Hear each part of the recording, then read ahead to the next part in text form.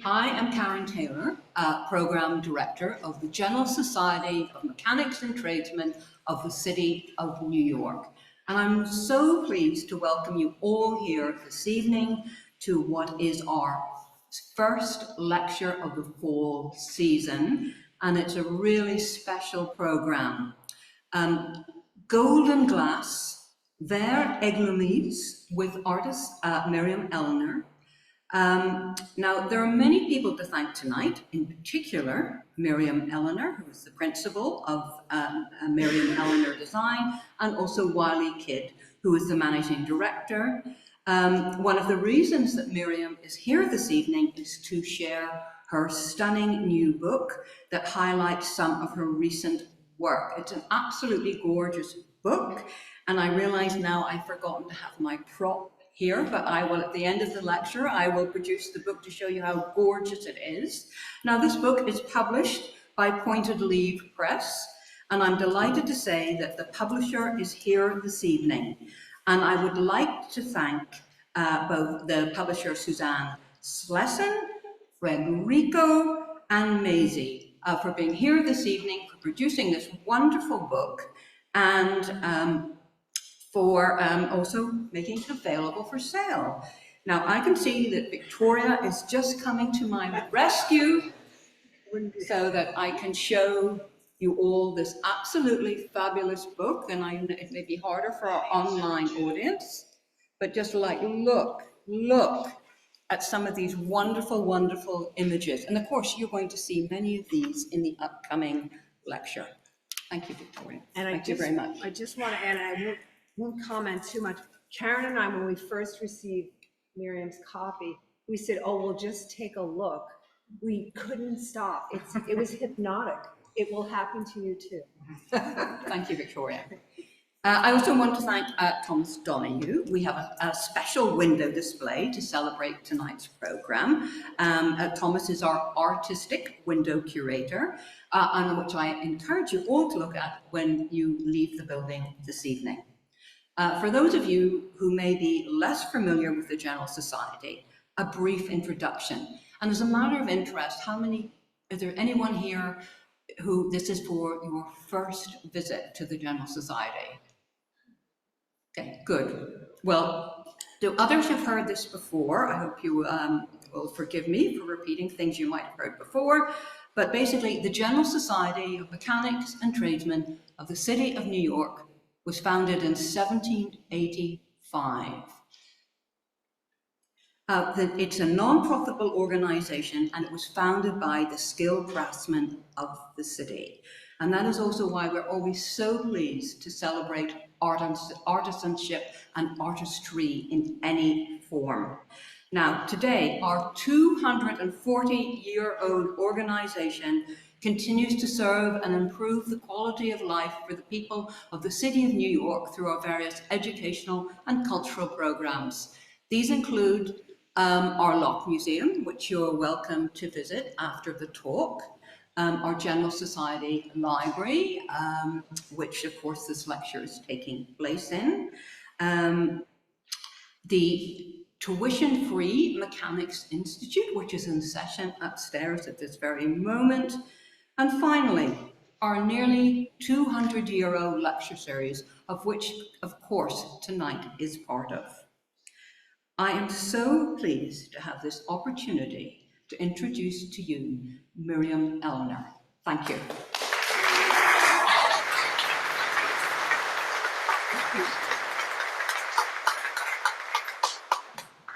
So welcome, everyone. And I guess welcome to my world. I want to thank the General Society, Victoria Dangle, and Karen Taylor for having me. And today I am excited to talk about my first monograph, Golden Glass, Verre Églomisé, and my personal evolution and journey into this ancient medium, how I've developed my own language, and a look at the breadth of my work. Verre Églomisé. Simply put, it is the process of gilding precious metals on the reverse side of glass, etching in a design, and setting it off with color. This ancient medium can enliven any glass surface with this luminous, ethereal quality. This image is one of my first glass samples of Eglomisé that I made. It's a whopping 2 inches by 6 inches. Created using 22 karat gold leaf, and this one is backed with aniline dyes. I showed this plus a few others to New York designers. God bless them. They're always interested in the new, the unique, the unusual, the never before seen. And here I used these many, many years ago. And when I was first starting, I did these samples and actually did some actual projects in my living room studio, which you will not be seeing a picture of. I received my first commission through showing these samples. And what you're looking at now is one that was done for Robert Metzger. And this is one of a pair of 5 foot by 5 foot dining room tables. And you can put them together, and if you look around the perimeter, that's where all the plates would go, and then you had all your different accoutrements in the center. Right now, you can look now, after my living room, I was lucky enough to really start out in West Chelsea when it was just beginning. So here's a picture of my studio now in West Chelsea, and I'm up on the top floor, so I get this beautiful light. And here you can see some of my team working. I think there's another shot. Yeah, and here we are working on a project where you see all these gold leaf gilded on the back of the glass, and I'm starting to work on manipulating some of the gold there. Eglomisé, at its essence, it creates a conversation with light. Slight shifts in one's angle of view render myriad changes in reflection, luminosity, and texture.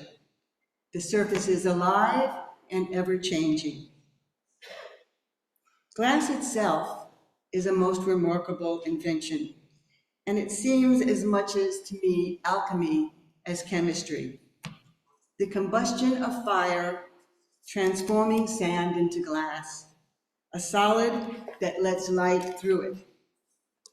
This magical material, which can take a number of layers to actually make it opaque, provides, for me, endless opportunities to kind of dream out loud. In my early work, I utilized many traditional approaches to the medium. As you can see in this 2 inset details that became part of a very large chinoiserie mirror. So these are classically water gilded in 22 karat gold leaf on the back of the glass. So everything that I do is done on the back of the glass here. Executed properly, it becomes like an expensive piece of paper. I fashion my own wooden styluses to actually draw into the gold. So I'm actually removing the gold. And it thus creates these different scenes that you see here.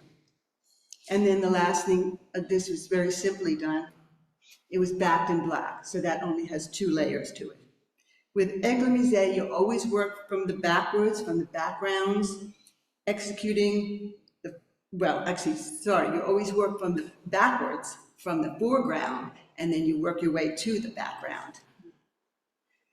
So some of my early explorations of texture, of which I'm really a great fan, as you'll see coming up, were inspired by patterns found in wood, ceramics, fabrics, and then interpreted or reinvented through the medium of Eglomisé.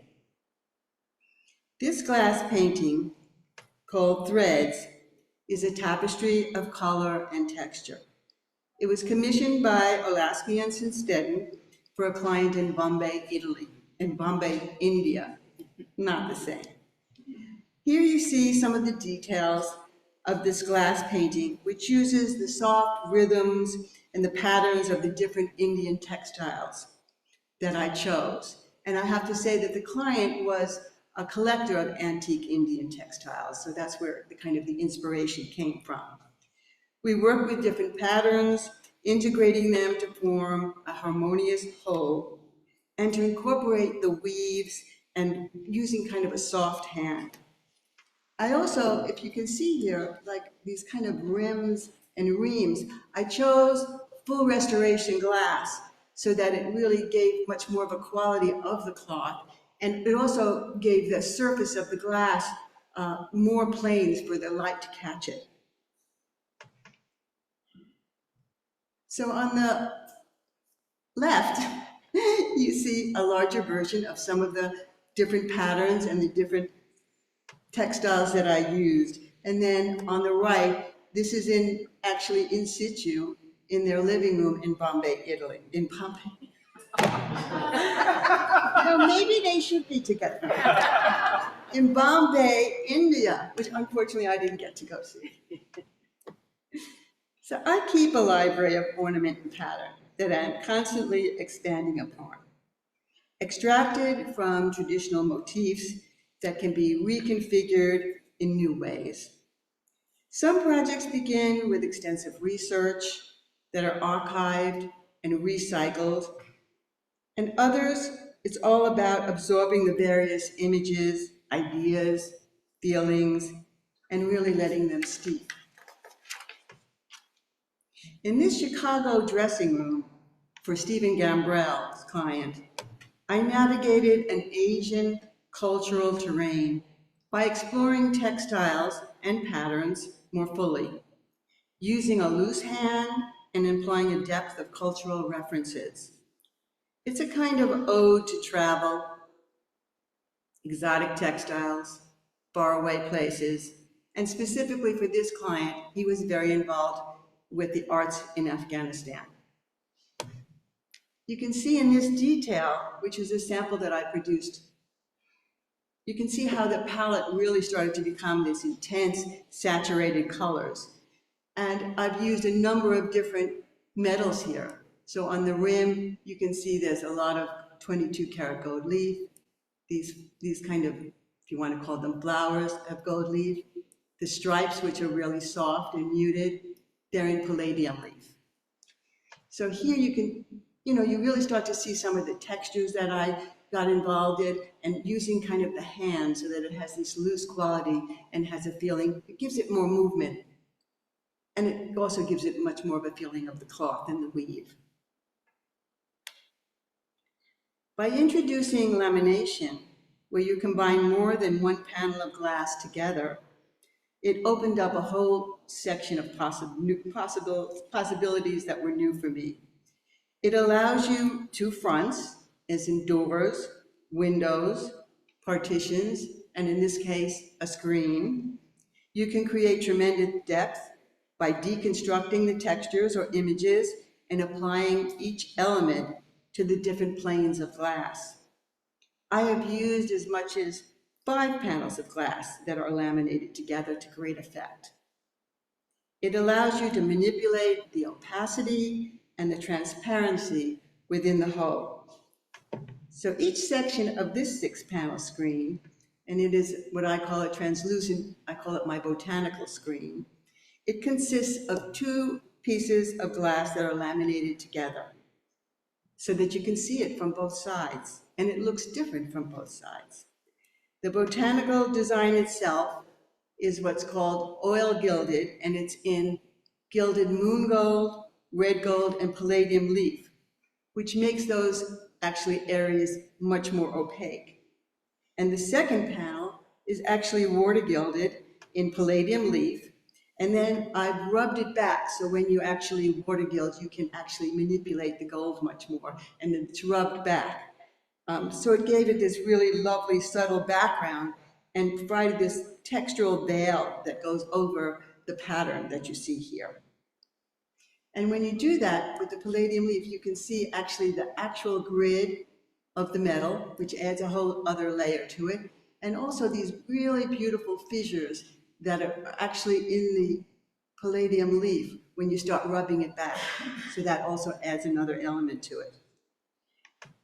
So when you're actually seeing this actually with certain light coming through it, because of the combination of the translucency and the opacity of the design, all the reflections of the design can then reflect onto the floor and you get these beautiful patterns, and that's another element that kind of comes into play.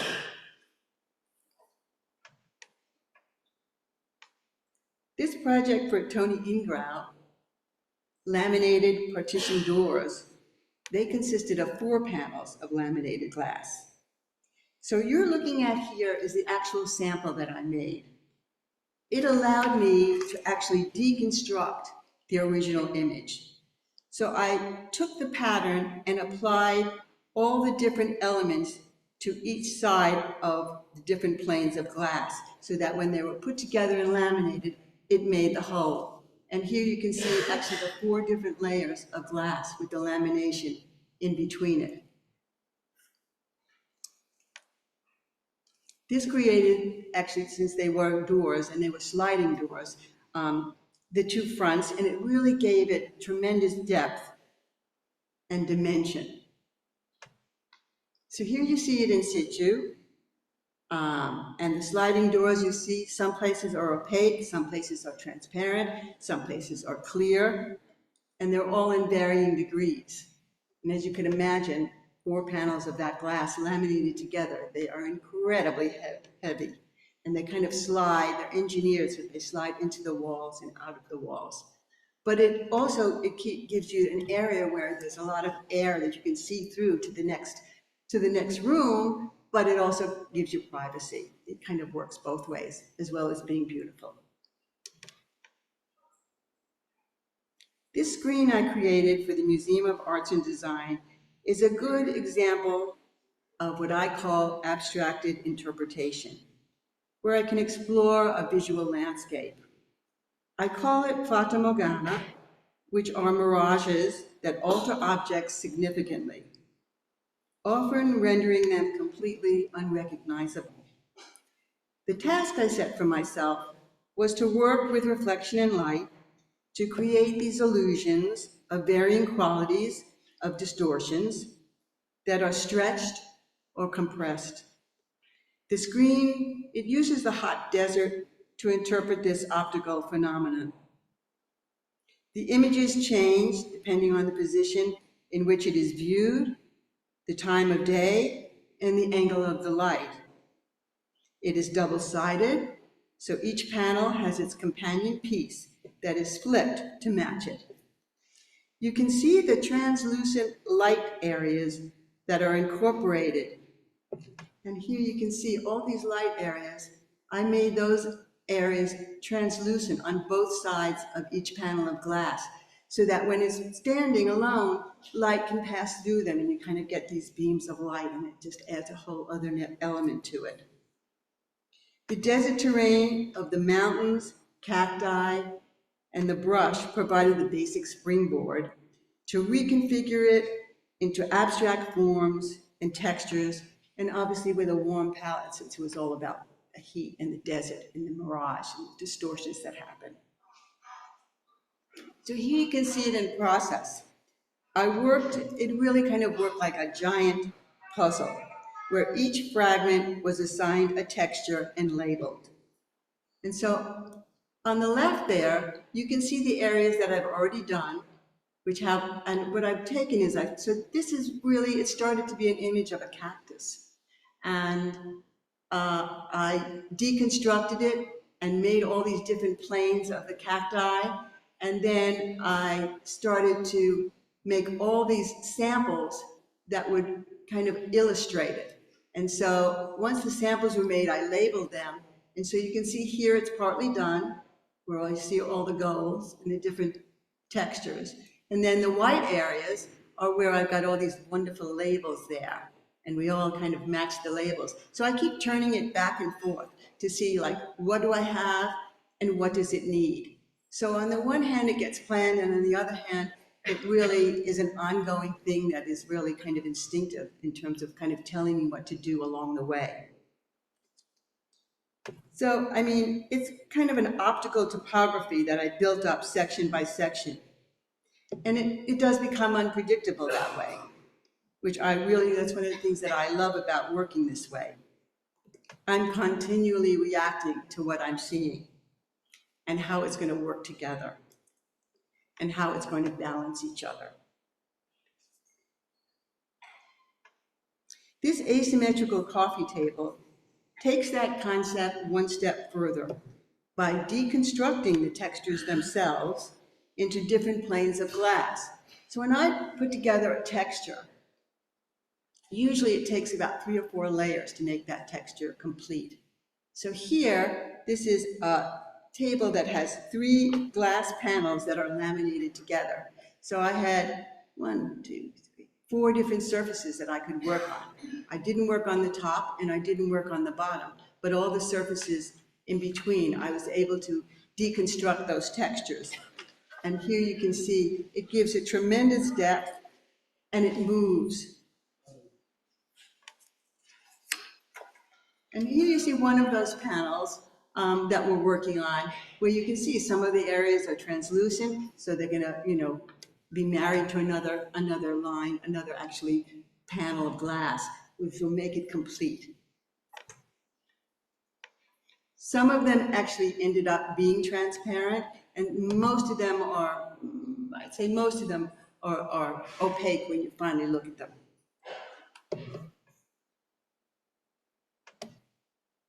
I've built a foundation of materials and techniques that I continue to experiment with, replenish with new ones. Eglomisé is composed of the most glorious materials, starting with gold, silver, glass. I've expanded this basic palette where a given actually passage can be composed of up to 20 layers of various materials. And in my palettes, they can be mica flakes, artist oils, tints, mica powders, glass beads, mother of pearl, curved glass, and actually textured glass. For this project of Michael Simon Interiors in Arizona, we took advantage actually of using textured or molded glass. And we discussed how this was going to work. It is actually became a chimney breast that's 360 degrees around. So Michael and I ended up choosing 6 different kinds of textured glass to emulate 6 different types of stone. Each texture was treated differently, using moon gold as its base. And here you can see, just go back for a minute, Juan. Here you can see the different textures, and there were many panels, like you would almost do slate panels around a chimney breast, but here they were all different sizes and labeled, so we knew exactly where each panel was going to go. And you can see these were on the table, getting ready to get shipped.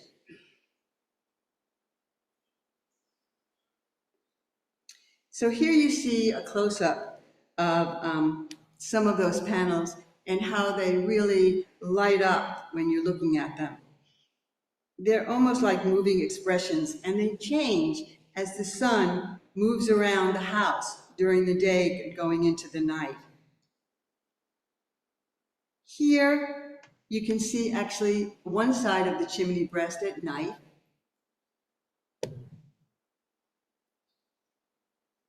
And this is the other side, the opposite side, and you're seeing it during the day when the sun is kind of coming right at it.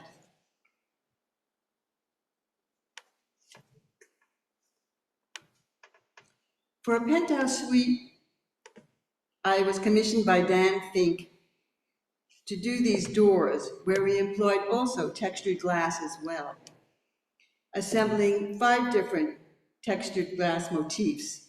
And these, I put them together kind of like a Mondrian painting. So you can see, like, this is one texture, this is another texture, and you can see how we kind of assembled them going across like a Mondrian painting. The moon gold is all in kind of moon gold, and it's all these different textures, and the moon gold became the star of the show here. and it gave it this beautiful, elusive quality.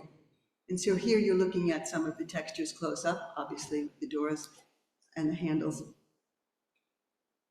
And then here you see it on site in situ, and it's in this bedroom, on either side of the bedroom, one there, one there.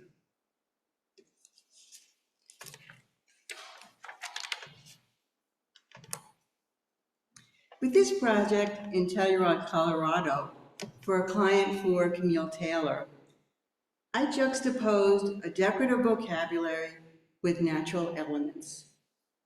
You can see here my expanded use of materials and techniques. So this was originally a church, and then it became a private residence.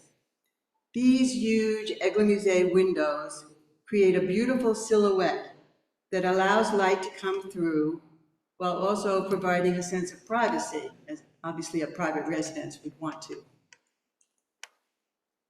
The panels were laminated with acid-etched glass after I applied a translucent background to my Eglomisé panel. Given the Gothic shape of the windows, I used the idea of a tree of life. And here you can see the designs. And I took the natural animals that reside in Telluride. And on the top here is the moon panel, and on the right is the sun panel. And then as you can start to see how the design worked, it really did create these silhouettes so that at night, when you're outside, it looked just as beautiful and gave you a kind of this illusion of kind of mystery of what's going on. Each window was approximately 10 feet wide by 15 high, and they also automatically kind of went into the walls, which was really quite amazing. So I like to wed diverse inspirations with my own ornamental fantasies. So I started with, as I said, the natural world of the animals in Telluride, and then I transformed them into these Islamic cultural ornamentation of my own. So here you have a wolverine, who's never looked like this before, and he's very exoticized, and that was so much fun to do. And he's got lots of different textures. This is another close-up on the left, in the center of a lot of the tree trunks that you see in the Tree of Life. I have some medallions, and right in the center of this medallion, I created these fish swimming around in a circle, like a pond. And this is one of the exotic birds that I worked on. And I don't know if you can tell, but it's got reflective textures in it, and it's got all these kind of little shiny things that kind of catch the light, which is just one of the beauties of starting to multiply your materials.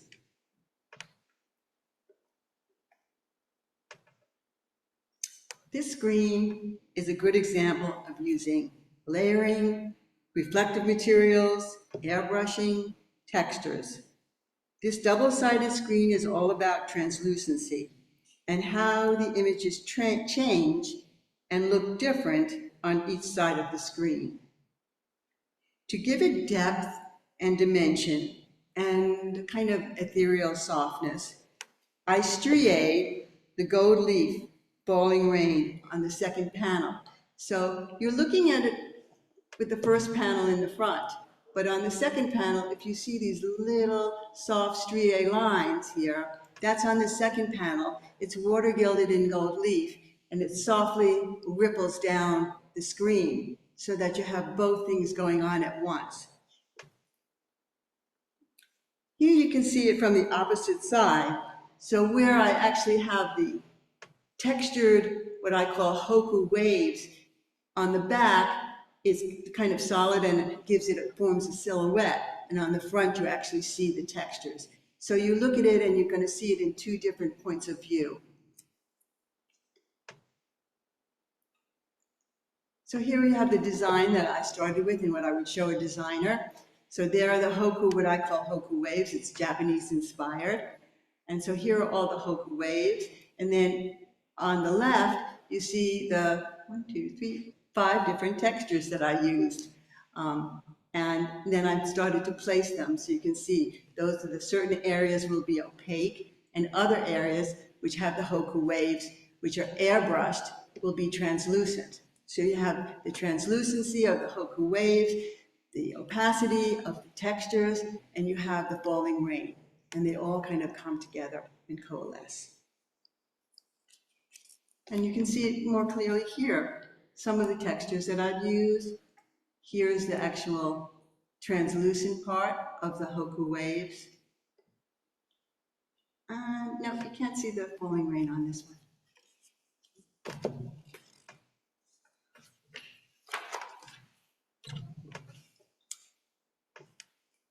With these doors for Tiffany & Company, I investigated textures in their purest form, singling out each one and celebrating their unique subtleties. With these 2 series of large doors, I isolated 6 different textures and limited the palette to variations of 1 color. To my eye, they are a study in elusiveness, delicacy, restraint, and they're also very opulent.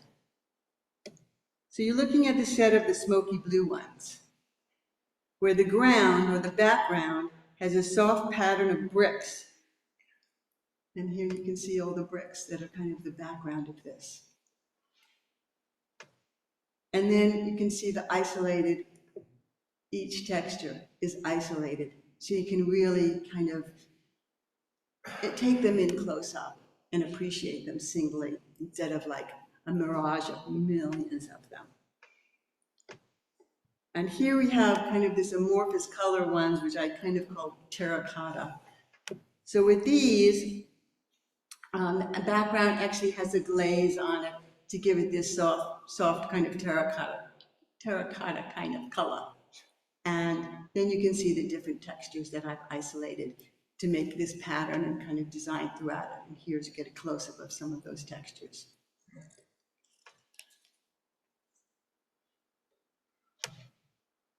I want to say that this is not quite as, it's actually much more subdued looking than you're seeing it in this picture, but the gold in this just seems to come at you. So to accentuate this graceful entrance though, this was done for Denfield Interiors, and we clad the walls from floor to ceiling using architectural elements to give it form. The laminated glass door leading inside the apartment is a transparent version of the walls. And that opens up the space and it provides more light and gives you a glimpse of what's to come. So here, oops, go back for a minute. So here is the actual opaque walls. And then over here on the left is the door that leads into the gallery. And you can see the gallery on the other picture here, and that door that's translucent and done exactly the same way as the opaque ones. And here's just a close-up, and this was actually a sample that I started with. Then this is the real color of what those walls look like. It's not as gold. So what I used here was, it's a combination of moon gold and white gold, and then I put a glaze on it to soften everything out and give it kind of a tone-on-tone feeling, since it was such a small room.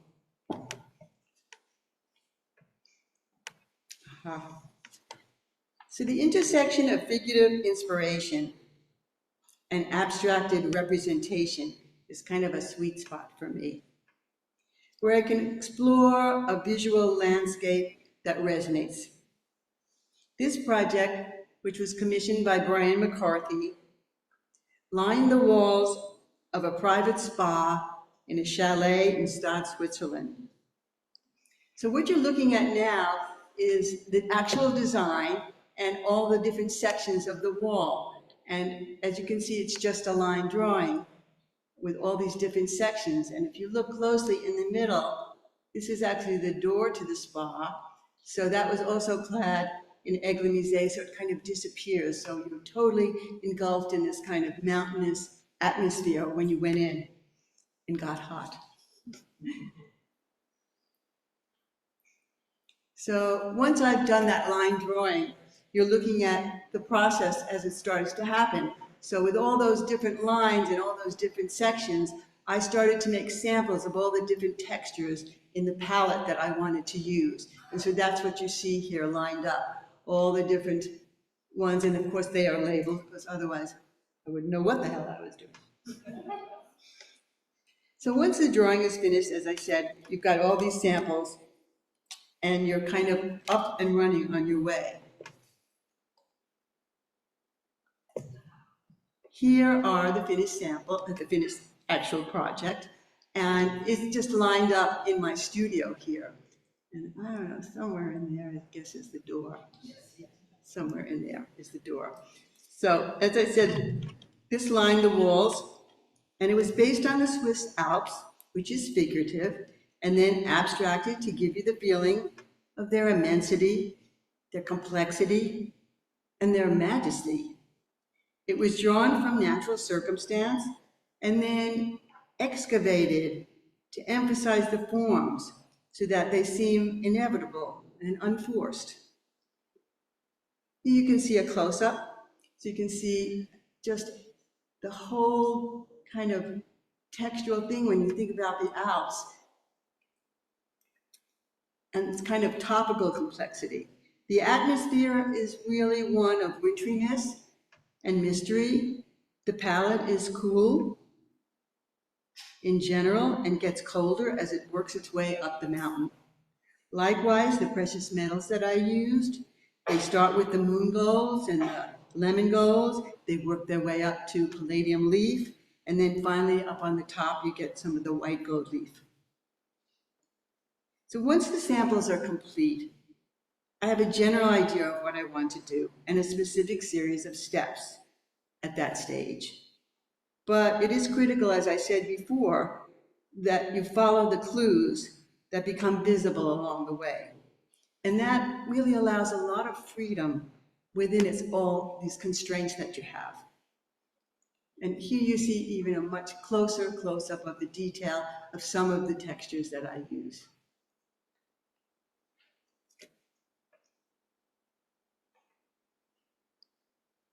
Eglomisé has a natural facility that allows you to create many layers on a single panel of glass.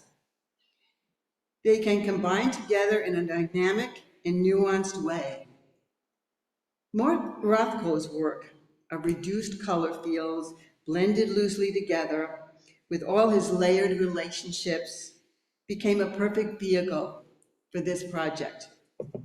This was done for Alex Papachristis, and it was a dressing room. And it's a series of panels that kind of change in shape, similar to what Mark Rothko, the ones you've seen from him.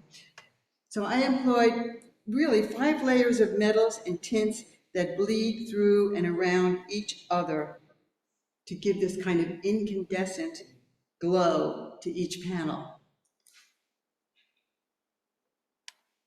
This is another example for West Moon, where I was using the same concept for a vestibule across from a hallway that led to his bedroom.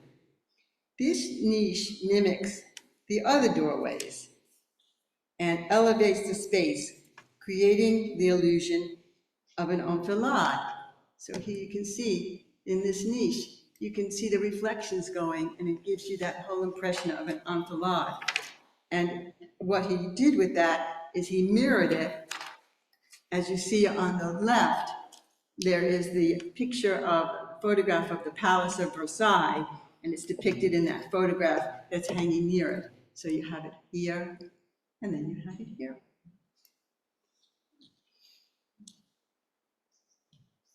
You are looking at the design I created for a screen for Michael Simon. We initially discussed this 8-panel Beaboo Japanese screen. We wanted to kind of move forward by creating a scene that takes closer inspection to actually decipher what you're looking at. So when you're looking at this, like particularly maybe in this section here, you're not quite sure where the ridge begins, where the flowers start. What is this? Is this water or is this land?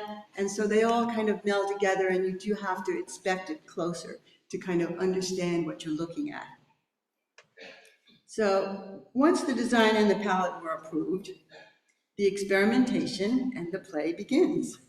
I created numerous textural elements, both nuanced and dynamic, which really brought my voice and how I would interpret it to the fore, given the kind of Edo period Japanese screen that Michael wanted to kind of at least use as an inspiration.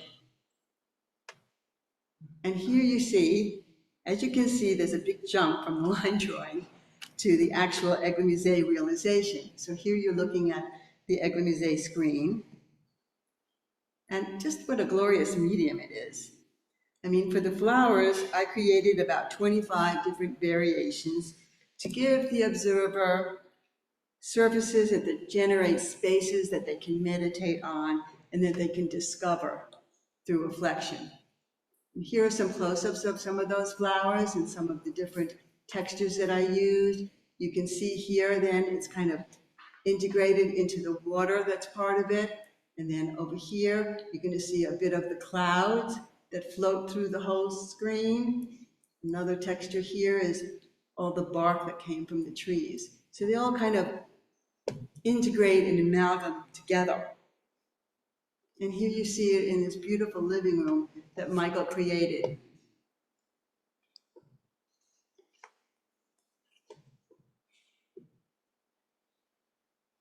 Glass paintings are commissioned Verre Églomisé art pieces which have been formed from personal references of the individual client.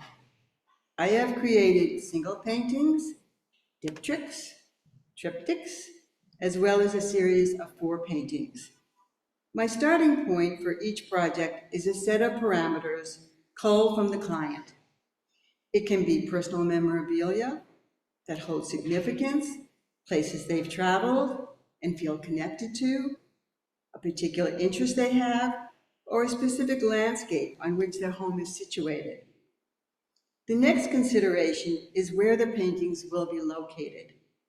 This helps me determine the scale and to consider other factors, such as the light source, the nature of the room, and the visual palette of the surroundings.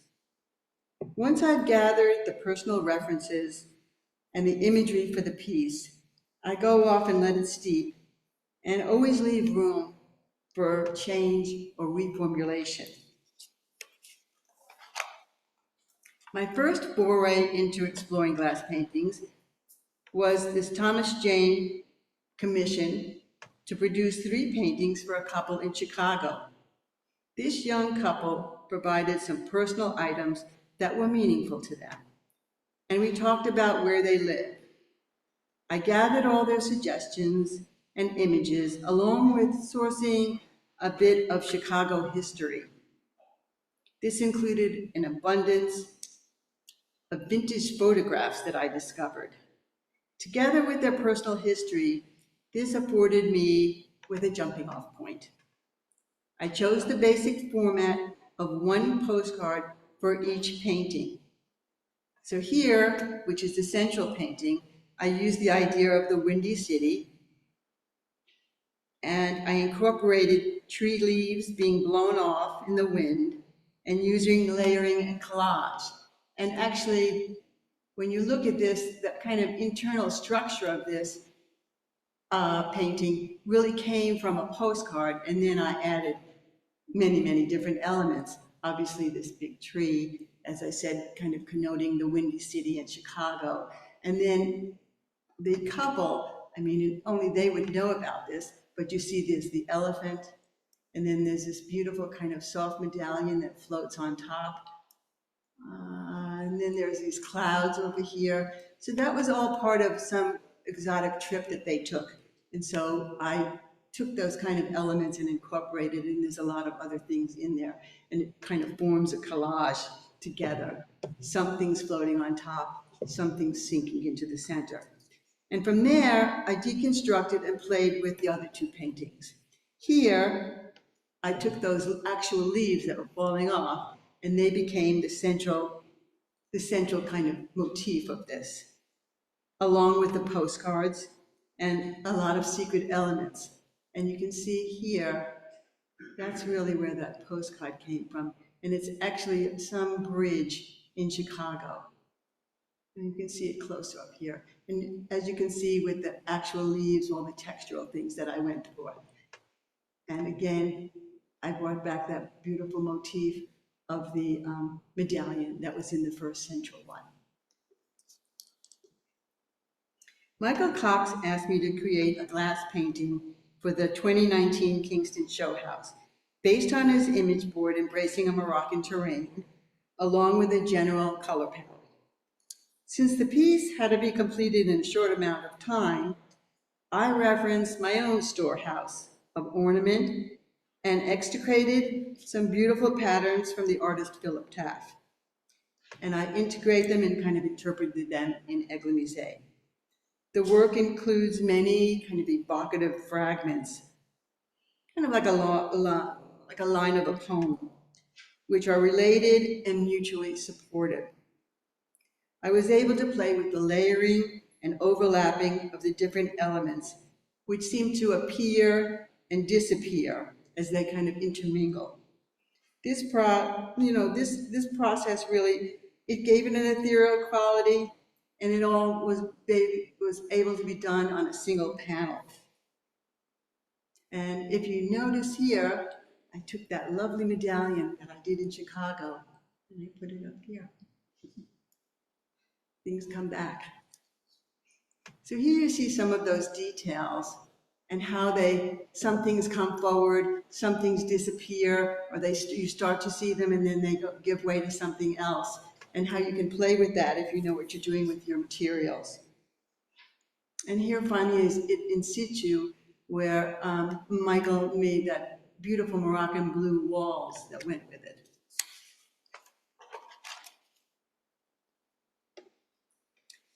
So the most recent and lasting project that I will discuss in this series of glass paintings that I was commissioned by Thomas Jane, and it's based on the Four Seasons. It was for a family who lives on a large estate in Connecticut. My visits to the site during all four seasons gave me a good understanding and feel for its moods and impressions. With this project, which was all about nature, I developed new ways to integrate my mark making, my patterns, my textures, so that they became actual flora of the place, and they gave the panels a real focused energy. The landscape, which was just gorgeous, had very distinctive areas and very unusual plant life. Here you're looking at my drawing and the realized painting on the right of winter. So the actual paintings each were 57 inches by 82 inches. Now, on that property was this extraordinary Scotch pine, and it had the most unusual bark, and it featured, and I wanted to feature it prominently. So you see it here where I have it featured. This is the actual bark, and then these beautiful pines that went through it. And then here you see it realized. It also had many, many pine trees on the property. And the pine tree here is just one iteration. So I used the pine trees in different iterations for the different seasons. So this is my winter pine tree. So here I just want to show you a bit about the process. So in the center here, that's an actual picture of the bark itself, which was just, it's like a rainbow. And then you can see on the left the process of how I developed the bark for the pine. The center, yes, for the pine. So it had all these different textures to it. So I created about 5 or 6 different textures that I integrated along the branches. And you can see that here. So these were kind of like samples that I worked with until I finally got it. So I felt like it really kind of expressed what I wanted it to look like. And here is the actual painting, and it's just a detail of it, but here you can see the bark itself, and you can also see how I kind of express the pines themselves. So this is another detail. Over here, you're seeing a close-up of the actual winter pine. And that's one iteration that I use for winter. And here you see some of the pine needles from the Scotch pine, and then just the different ways that I did the bark and gave it that kind of wintry feel. So this image on the left was photographed during the springtime, and it is a distinctive part of the estate, and it's showing a lush path surrounded by ferns and leading up to this fountain. So here's the path, obviously. Here's all these ferns that were along it, and then right at the tip was this beautiful fountain. Next to it, you see the actual drawing of what I ended up taking from that, and the similarities. So then I've added now my own elements as well. So you can see here's the little fountain, kind of disappears into the steps. But I've now here started to do a drawing of, this is going to be the spring pine. And then in the back, what this is just a silhouette of, is going to be this just magnificent magnolia tree that they had, which was very mature. And so I added that into the scene. And now you see this is the finished painting. And I think you can see all those different elements. So this is how I interpreted the path. Here you see the ferns. Somewhere hiding in there is the fountain. There is the actual pine tree, and then around it is the magnolia. And then all these just glorious different foliage that they had.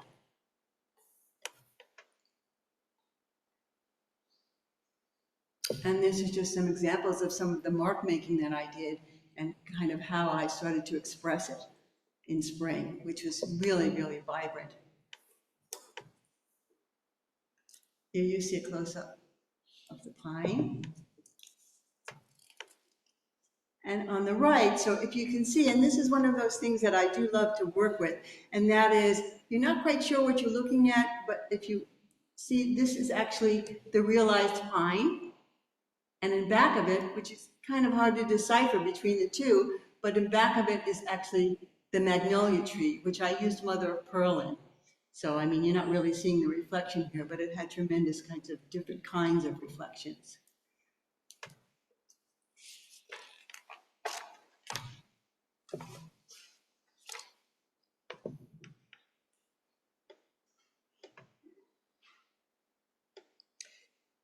The feeling and the attitude of these works were culled from my reactions to the land's lyrical beauty, and it's kind of imprinted on my memory and all my associations.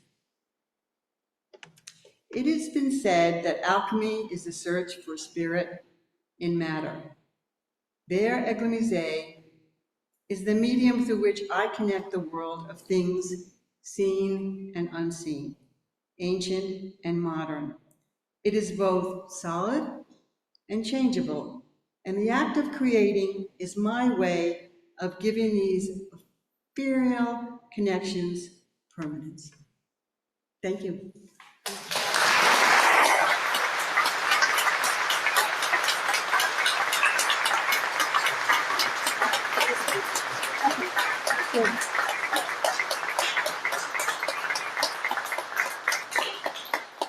So I know we're going to do some, if anybody has questions and answers, I'd be more than happy to talk about it. I've certainly talked about it a lot, but I'll talk about it more. Miriam, Yes. I thought I would start by just saying something. Sure. Your work is just breathtakingly beautiful. Oh, And thank we you. are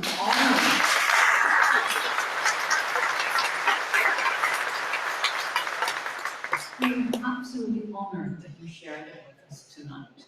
And I just also want to remind you that this is just a segment of Miriam's work, and you will find other things included in this wonderful book, Golden Glass. I'll say a few more things at the end, but now I would like to open it up to questions. I want to remind the people who are online that if you submit questions, Meg will then pass the questions on to me. But let's start off, okay? I see a couple of hands at the back of the room. I'm just on my way.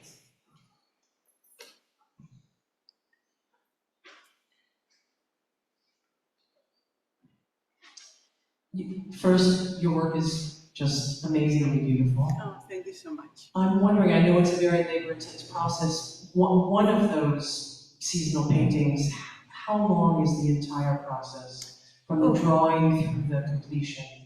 Well, if you ask Thomas Jane, or actually, really, if you ask the residents, way too long. And, you know, I mean, it's one of those things I will say, first of all, it would be very hard for me to say because I actually went there and saw the different 4 seasons. So right away, I mean, I started with winter because I think that was the first season that I went to see. But the other thing that I worked on with these paintings was I started to want to do kind of this new mark making, and that takes experimentation. So in one way, the residents waited a long time. In another way, they were really quite lucky because it took me way longer and they became way more important to me than what I initially thought I was going to do. But, you know, it just kind of took me where I needed to go, and it was worth it for that alone. So, I mean, it was over a couple of years that I did this. And I will say, when I work on a project, it's not the only project I'm working on. So it's a little hard to gauge exactly how long each one took. That's the honest answer. Right, I'm going to take some more questions. I'm going to take a couple of online questions. This is from Stephen online. You mentioned several times you laminate glass. Can you briefly explain that process? Is it heat laminated, glued? Yes. No, it's heat. It's heat, Karen. So basically what happens is let's just say it's 2 pieces of glass, and I don't laminate it myself because it's these big machines that you use. And you can laminate it. First of all, it's 2 pieces that go together. And what they do is they put this interlayer in, and the interlayer can be clear or it actually can be, as I said, one of them was acid etched. And it goes into this big machine and it's heated, and then it literally laminates together and becomes 1 piece of glass. Okay, I'm going to take another in-person question. It's incredibly beautiful. A question about technique also. Having worked somewhat with glass, did you first etch the pattern into more or less clear glass? No. No, so basically you're starting with clear glass. I mean, there's many different ways to do this, at least at my point in it. But basically speaking, what you're going to do is you're going to what's called water gild the 22 karat gold leaf onto the glass and onto the back of the glass. And basically what you're using to do that is this very delicate gelatin mixed in with distilled water. And you float that onto the glass, and then you pluck your leaf onto it, and the water evaporates, and it's the glass and the gelatin and the actual precious metal that's on there. And then, as I said, it becomes like an expensive piece of paper, and I etch into the gold. And as I said, you start from the foreground and you work to the background. So some of the color is not necessarily gold, but oxides that might be used. Well, I mean, I use all different kinds of precious metals, and I use all different kinds of tints. Sometimes I'll tint it before I'll start. I mean, there's just so many different processes once you kind of get into the materiality of it. So there are different kinds of metals. I mean, there's what's called moon gold, palladium leaf, white gold, 22 karat, red gold, and they all are different hues and different combinations. Right. I hope that answered your question. I'm over here. Right. But I'm actually going to ask quite a basic question from Mrs. William online. A very basic question. Do you also use oil gilding on the glass? Oh, absolutely. A lot. I mean, I use a combination.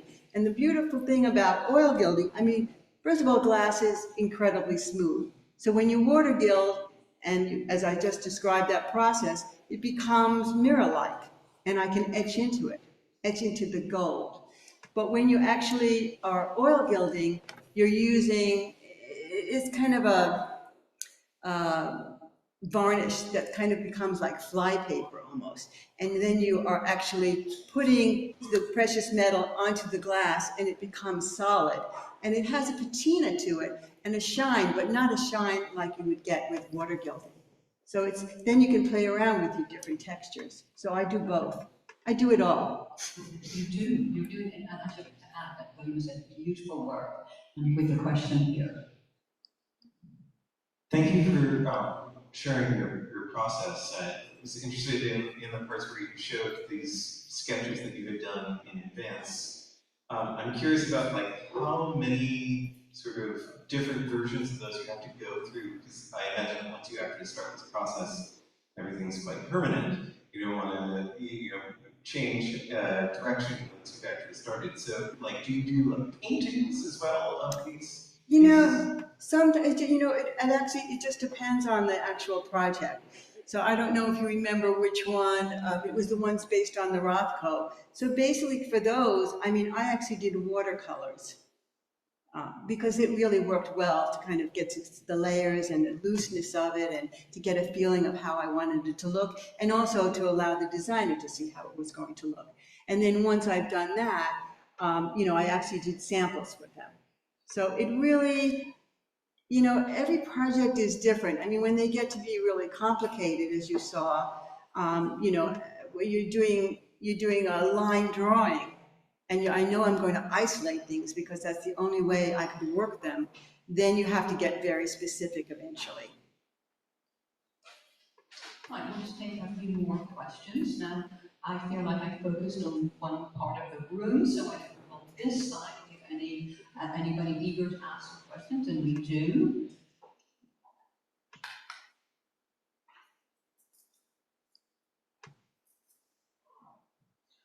Hi, Miriam. Thanks so much for publishing the book. It's so much better than Instagram. Although, paradoxically, Instagram is under glass as well, so it's There you sort of, go. and I think part of the appeal of things under glass is well recognized, and that's part of the magic of Eglomisé, that there is this glass, and of all the mediums to choose, this is one of the most difficult, I think. You know, you're dealing with, in your case, often giant pieces of glass. They break, all sorts of things can happen. It's not like you can crumble them up and toss them away if you don't care them or whatever. And I think in your presentation, your sort of modest workaday description belies what I know is such an intense amount of experimentation. When you look at the numbers of samples you've laid out, just to figure out one project, I know that those samples are just an incredible amount of work just to get to that point.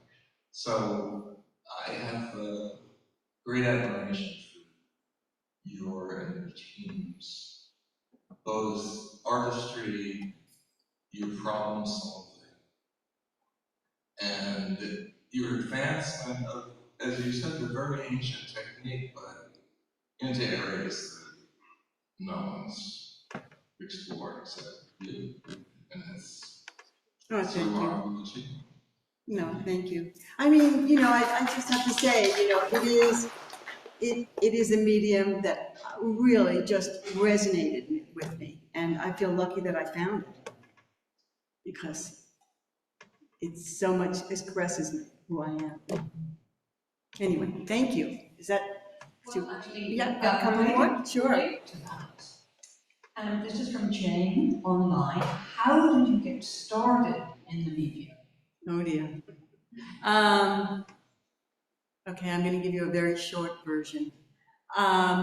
So originally I was actually a professional modern dancer and choreographer, and I did the sets and costumes for us and other companies. And then, first of all, that's a shorter life, as we all know.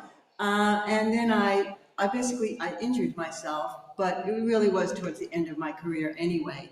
And since I was always a maker of things and also always very curious, I had found out about decorative painting at this place in Europe, and I ended up deciding I wanted to go. And so that's what I did. And when I went, it was in Brussels, and it was this old atelier, and everybody spoke French, which I didn't. But I learned about gold leaf there, and I worked with gold leaf there. And then I heard about Eglomisé, which actually really enticed me. And so kind of one thing led to another thing, which led to another. And then I found somebody in London who did some, and I worked with her, and there you go. What, I mean, as you said, that was a very short version. I'm sure it was a long story. It's a long story, yes. Victoria, did you want to? I think, well, that was part of, that was part of my question. How did you get into it? That was part of my question. But I was also wondering if you were, did you show signs of being artistic as a child? What? Oh my God. Well, yes. I mean, I will just say, I mean, I had a really close-knit group of people, and one of the things that my father was really wonderful at, first of all, he was such a book person, and I say in my book, Friday nights we went to the library, which was, I loved. I mean, but I always started with dance, and I was always a maker of things. And with my father, it's like, oh, I'm kind of interested in working with leather. And he would find some place where we could buy leather, and I would start working with it. So it did start for me. I'm just a maker. I'm a maker. And I have still a very interior world. And first of all, I would just say dance was one of the ways that I was able to express that, because I can't say speaking is my specialty. But dance is very ethereal, it's very changeable, it's hard to put, focus on, and in a lot of ways, although I didn't consciously think of it that way, Eglomisé has very, very similar qualities, and I think I approach it in a similar way. It's about rhythm, it's about, movement, and because of the reflections, it is always moving. So it all kind of connects down. So I will just finish with this one question online. Some of the points in this question you have already answered, but if there's something else you wanted to add, this is so amazing work. So curious about your pigments, the color work when you airbrush.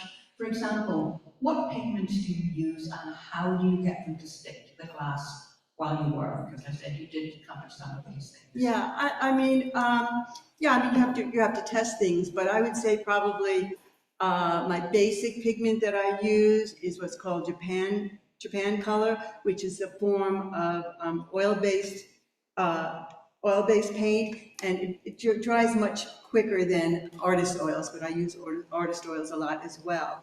And I mean, it adheres to the glass. I mean, you have to make sure that it really dries well, and different materials are dealt with in different ways and how you layer them. But that's all about kind of knowing your chemistry, just even through trial and error.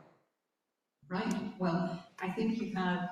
Well, it's hard to see that there were any errors, so I should say that. But really, once again, okay. Well, a question from Michael Simon, then this will be the final question for tonight. But as I said, Miriam will be happy to answer more questions while she signs copies of her book. Thank you, Miriam. I just think, because you've been talking about dance, something comes to mind that is very relevant. And Ginger Rogers famously said of her relationship with Fred Astaire, who was often praised more than she was, that she had to do everything backwards and with heels. So that whole point about starting with the thing that is in the front, it is so different from painting in the conventional way, and it is mind-bogglingly complicated. Yeah. the way I think now. Yeah, so, thank you, Michael. And again, I just want to express, on behalf of us all here this evening, our huge appreciation. I mean, it was just like your work has its own life, as you illustrated through the life and movement and your gorgeous colors and your artistry. It truly was exceptional. So thank you so much. And just finally to say a few concluding words is Victoria Dengle, our Executive Director. Thank you, Karen.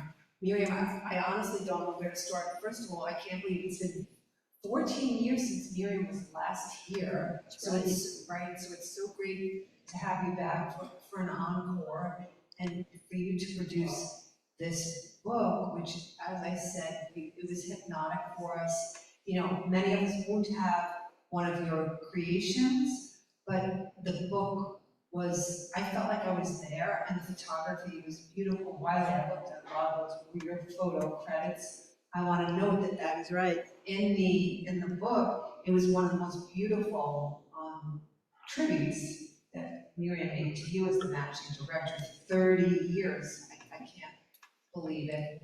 And there's definitely a symbiosis there. I enjoyed watching in the exchanges. So that was beautiful, Miriam. A testament to just your whole studio and that relationship. So I was happy to see Michael here, who has also presented, so that was a treat to have him, and those were his projects. Again, can't say enough about the book. Your work is truly magnificent, and thank you. Thanks for taking it on. Thank you for becoming a true master artisan and preserving a technique, really, that could have gone away. I mean, you have kept it. I know people do it, but I almost see it single-handedly alive and thriving. So thank you for that. And I'm just so happy you're back. All right, so everybody please, a copy of the book. I do want to say too to our audience, it was so good to see everyone come back tonight. How many of you hugged Alfredo, and I'm sure Jimmy as well, but I felt like a family was coming back, so it was really good. It was such a good vibe in the room, and yeah, so we're just so happy everyone's here. Absolutely.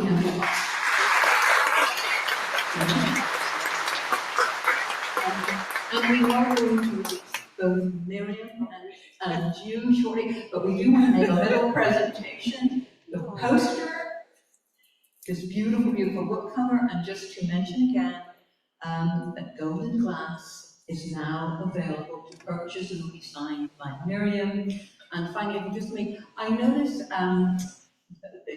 this is part of our artist and lecture series, and I happen to see that Camille Weart is in the room, and Camille was our curator of the artist and lecture series for a number of years. And of course, the series of arts and lectures was started by her father. So welcome back, Camille.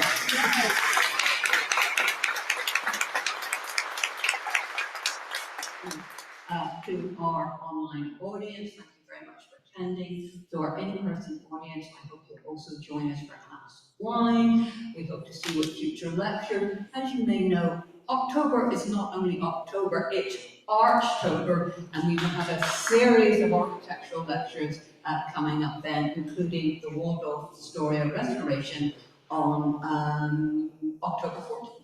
Thank you so much. Thank you very much again, Miriam.